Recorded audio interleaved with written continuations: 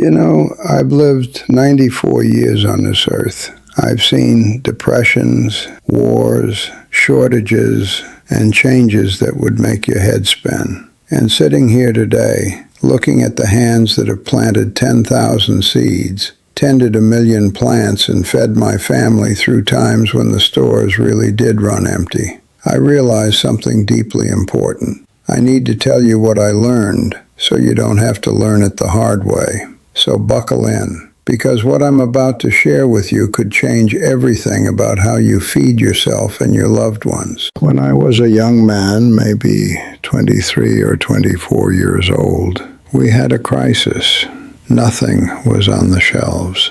My wife, Sarah, was pregnant with our first child, and I remember the panic in her eyes when she couldn't find milk, couldn't find bread, couldn't find the basics. But you know what saved us? The garden my grandfather taught me how to plant.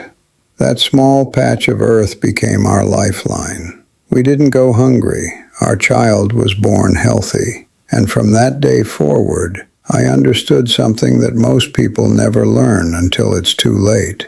The power to feed yourself is the most valuable power you can have. Now, I'm not here to scare you or tell you the world is ending. That's not what this is about. This is about wisdom. This is about taking control of your own life and your family's future. I've watched the world change. I've seen how fragile our supply chains really are. I've watched young parents worry about feeding their children, and it breaks my heart because they don't know what I know. They don't know that they can fix this. You can fix this. All you need is some soil, some seeds, and the decision to start. Let me tell you about the 5 crops that have kept my family alive and healthy for nearly 7 decades. These aren't fancy vegetables. These aren't trendy foods you see in expensive restaurants. These are the crops that have survived wars, depressions, droughts, and everything nature and time could throw at them. These are the crops that ask almost nothing from you, but give everything back.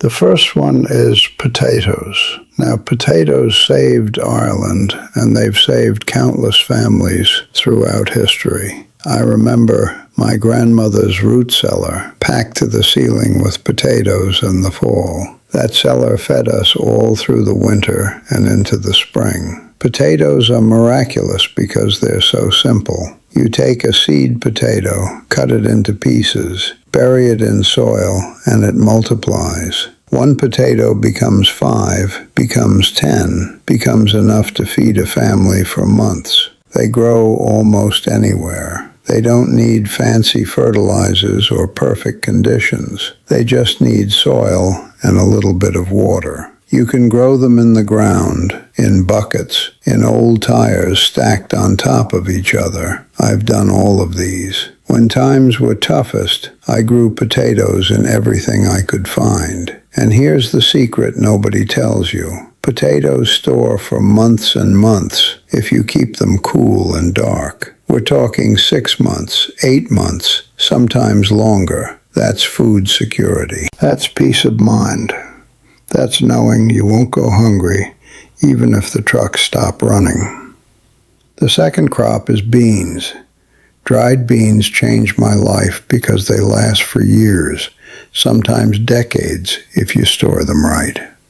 Years. Do you understand what that means? It means you plant beans in the summer. You let them dry on the vine. You harvest them. You store them in a cool, dry place, and you have protein for years. Beans are one of the most nutritious foods on the planet.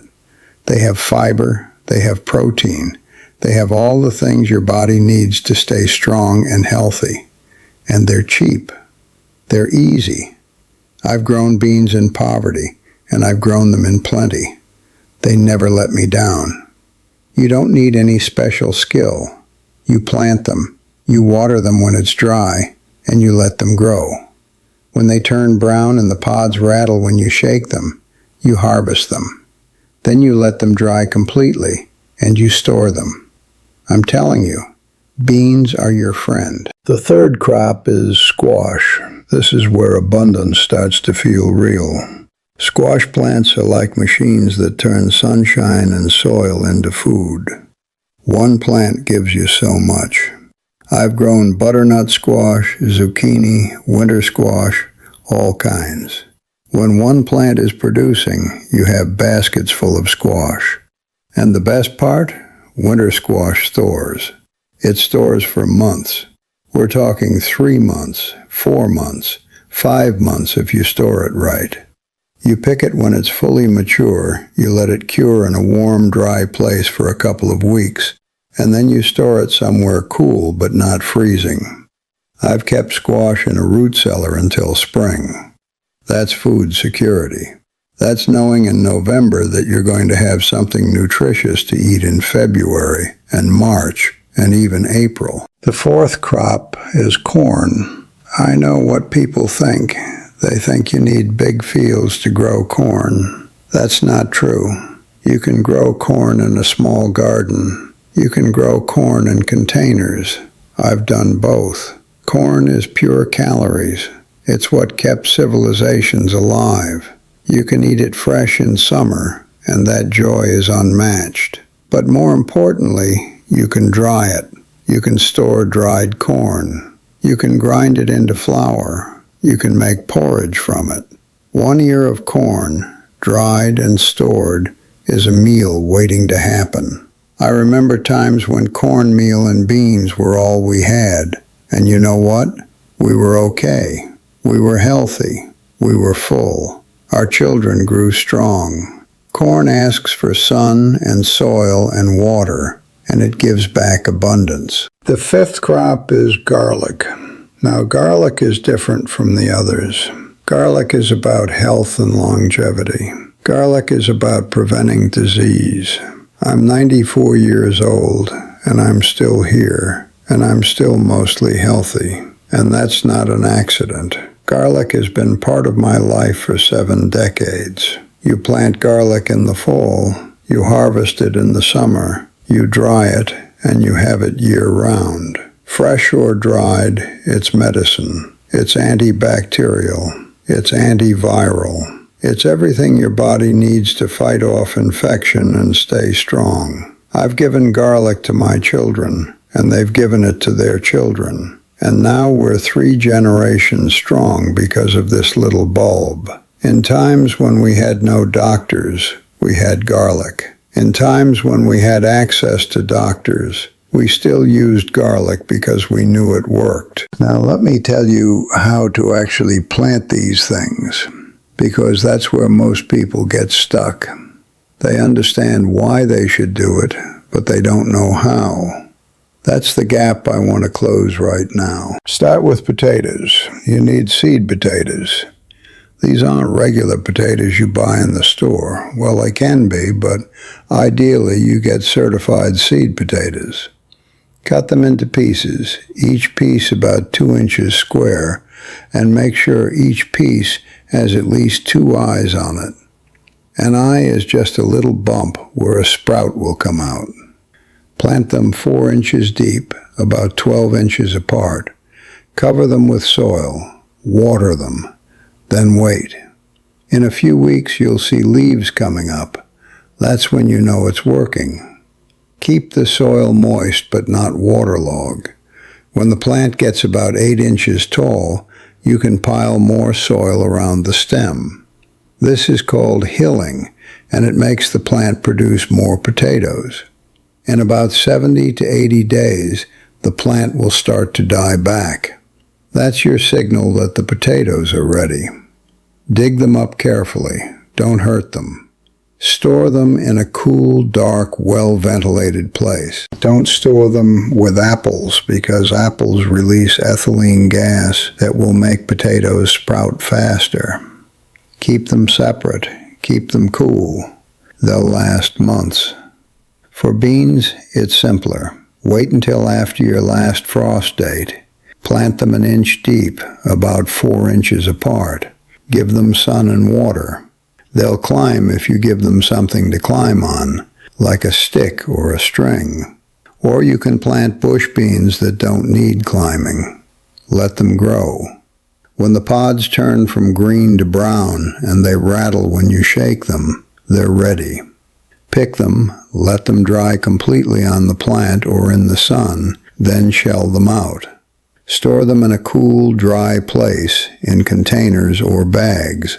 They'll last for years. For squash, plant the seeds after your last frost date, when the soil is warm. Plant them about an inch deep in little hills, with 3 or 4 seeds per hill. Thin them out when they sprout so you have one strong plant per hill. Give them space to spread. They'll need sun and water. When the skin gets hard and you can't easily puncture it with your fingernail, it's ready to harvest. Cut it from the vine carefully. Let it cure in a warm, dry place for 2 weeks. Then store it in a cool spot. It'll last for months. For corn, plant it after your last frost date, about an inch deep, 6 inches apart. Give it full sun. Give it water when it's dry. When the silks at the top turn brown and dry, the corn is ready. Husk it, eat it fresh if you want, or let it dry on the plant. Dried corn can be shelled and stored, or ground into flour. For garlic, plant cloves in the fall, about an inch deep, 6 inches apart. They'll sit there all winter and then sprout in spring. Let them grow. When the tops start to fall over and dry down, usually in early summer, they're ready. Dig them up, let them cure in a warm, dry place for a few weeks, then store them. Each clove becomes a whole new bulb. It's magic, really. Now, here's what I want you to understand on a deeper level. This isn't about paranoia. This isn't about expecting the worst. This is about freedom. This is about knowing that no matter what happens in the world, you and your family are going to eat. You're going to be nourished. You're going to be strong. There's a peace that comes with that knowledge that you can't get any other way. I've lived in that peace for most of my life, and it's one of the greatest gifts I've ever given myself. I remember one year, I was about 40 years old, and we had an ice storm that knocked out power for 2 weeks. The stores were closed, the roads were impassable. But in my root cellar, I had potatoes, squash, dried beans, dried corn, and jars of garlic. My family ate like kings. My children didn't understand why other families were scared when ours was calm. That's the gift you give yourself when you plant these crops. But there's something else, something deeper that I've learned. When you grow your own food, you change. Something happens inside you. You start to understand the seasons in a way you never did before. You start to understand the miracle of life, of taking a seed and water and soil and sun, and watching it become food that goes into your body and becomes part of you. You start to respect nature in a way that's hard to explain to someone who's never done it. You start to see your connection to the earth, and that connection grounds you. It makes you less anxious. It makes you less dependent. It makes you more you. I've watched my children go through their careers, and some of them got caught up in rat races and stress and worry about things they couldn't control. But the ones who maintained their gardens, the ones who kept growing food, even just in pots on a balcony, they stayed saner. They stayed healthier. They had something real to hold on to. That's not something you read in a book. That's something you live. And now I'm old. I'm 94. And I'm not going to be here forever, I know that. But my children and grandchildren still grow these crops. They still have gardens. They still know how to feed themselves. And that's my legacy. That's what I'm leaving behind. Not money, though I did okay. Not land, though I own some. But knowledge, power, the ability to take care of themselves no matter what happens. That's priceless. So here's what I'm asking you to do. Don't wait. Don't say you'll start next year. Start now. Get some seed potatoes and plant them. Get some bean seeds. Get some garlic cloves. Get some squash seeds. Do it today if you can. If you can't, do it this week. Do it this month. Don't let another season pass where you're completely dependent on stores that might not be there, on trucks that might not run, on systems you can't control. Start small if you need to. Start with one potato plant if that's all you have room for. Start with one bean plant. Start with one pot of garlic. But start. Do something. Take control of your food security. Take control of your health. Take control of your future. And as you do, you'll start to understand why I'm so passionate about this. You'll start to feel what I feel. You'll start to experience the peace and the power that comes from knowing you can feed yourself and the people you love. I want to look at you right now, even though you're watching this through a screen. And I want you to understand that I'm not just talking about vegetables. I'm talking about your life. I'm talking about your freedom. I'm talking about your ability to stand on solid ground in an uncertain world. That's what these 5 crops give you. That's why they matter so much. I think about the young people I see, the ones who don't know how to cook, the ones who don't know where food comes from, the ones who are scared of the future, and my heart aches for them. But it also fills with hope, because I know the solution is so simple. Just plant something. Just put your hands in the soil. Just wait for the miracle. Just harvest the abundance. Just learn what your grandparents knew. My hands are old now. They're wrinkled. They shake a little when I'm tired. But I still plant. I still grow.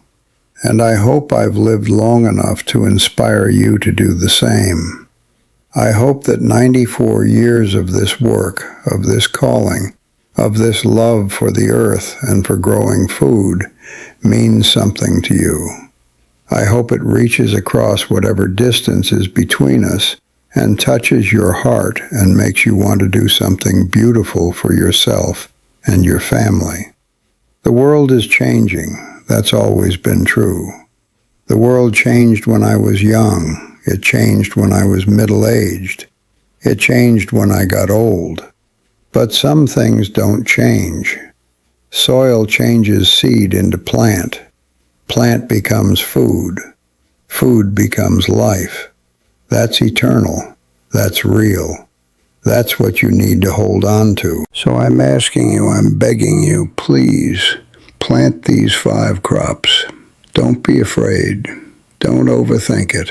Just do it. Your future self will thank you. Your family will thank you. And in some small way, I'll be there with you, in the knowledge and the wisdom that I'm trying to pass on, in the belief that you can do this and that it matters. Before I go, I want to say this. Life goes fast, faster than you can imagine. One day you're young and you have all the time in the world, and the next day you're looking back and wondering where it all went. That's why I'm doing this now. That's why I'm spending my time trying to reach people and share what I know. Because time is the one thing we truly run out of. So don't waste yours. Don't wait for the perfect moment. Don't wait for conditions to be perfect. Just start. That's all I'm asking.